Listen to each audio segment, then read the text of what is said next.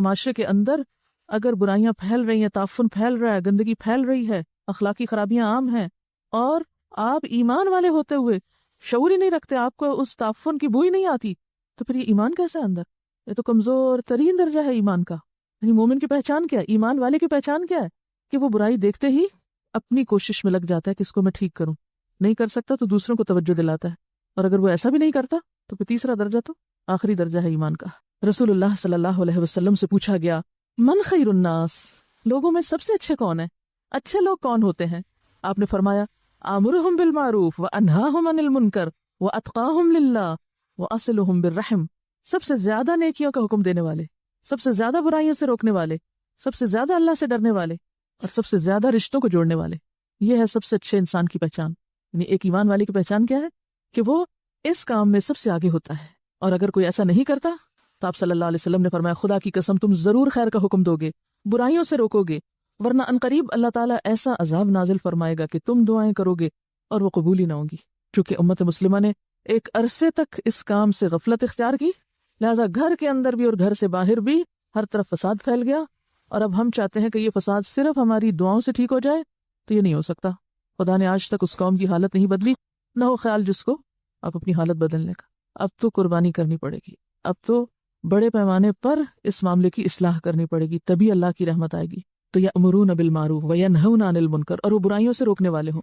وأولئک هم المفلحون، اور یہی لوگ ہیں کامیاب ہونے والے.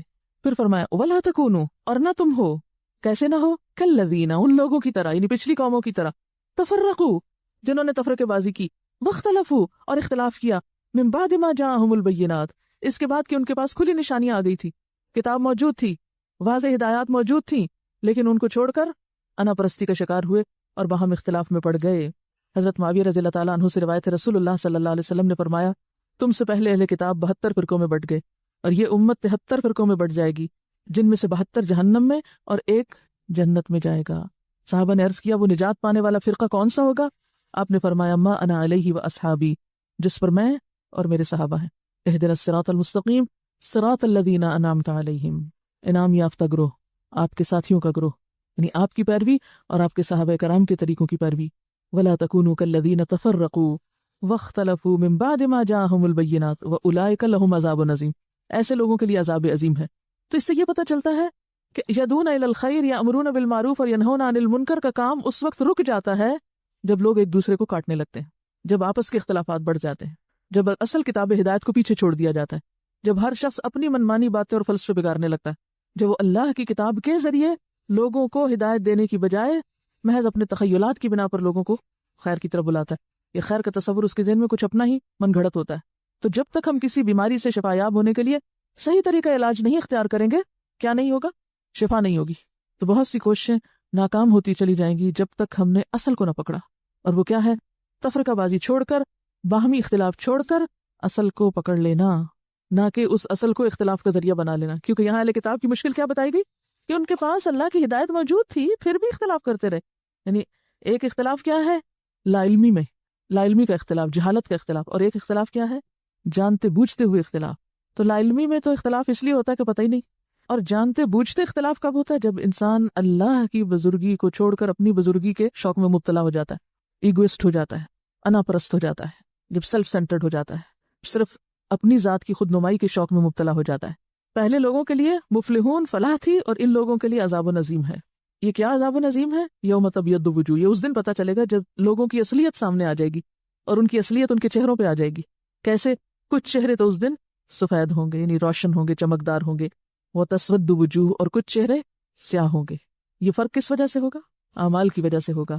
روشن چہرے کن کے ہوں گے؟ یدعون الی الخیر یامرون بالمعروف وینہون عن المنکر، صرف اللہ کی خاطر کرنے والوں کے.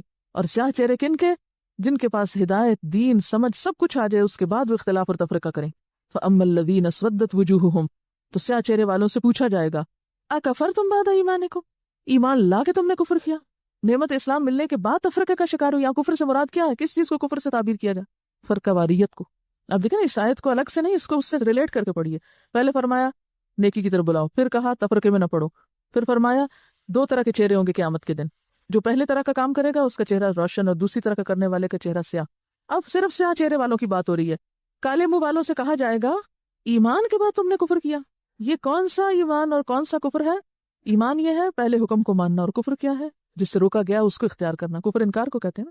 فذوقوا العذاب بما کنتم تکفرون، یعنی اتنی شدت ہے اس آیت میں کہ اس تفرقہ بازی اور مسلمانوں کے باہم اختلاف کو کفر سے یہاں تعبیر کیا گیا کہ انسان پھر اصل رستے سے ہٹ جاتا ہے، کیونکہ یہ ہو نہیں سکتا کہ جو شخص اللہ سے محبت کرتا ہو وہ ان سارے لوگوں سے محبت نہ کرے جو اللہ سے محبت کرنے والے ہیں۔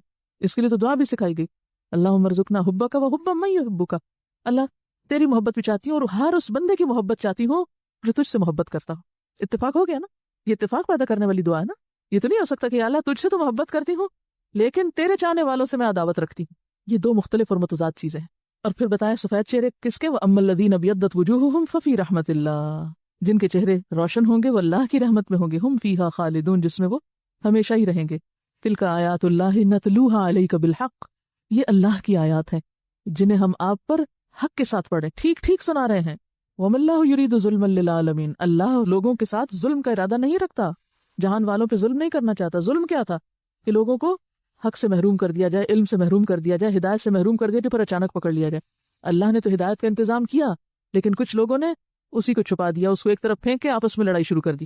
وَلِلَّهِ مَا فِي السَّمَاوَاتِ وَمَا فِي الْأَرْضِ، اور اللہ کے لیے ہے جو کچھ آسمانوں میں ہے اور جو زمین میں ہے۔ وَإِلَى اللَّهِ تُرْجَعُ الْأُمُورُ، اور سارے معاملات اللہ کی طرف لوٹائے جائیں گے۔ یاد رکھو تم بھی اللہ کی طرف واپس لائے جانے والے ہو۔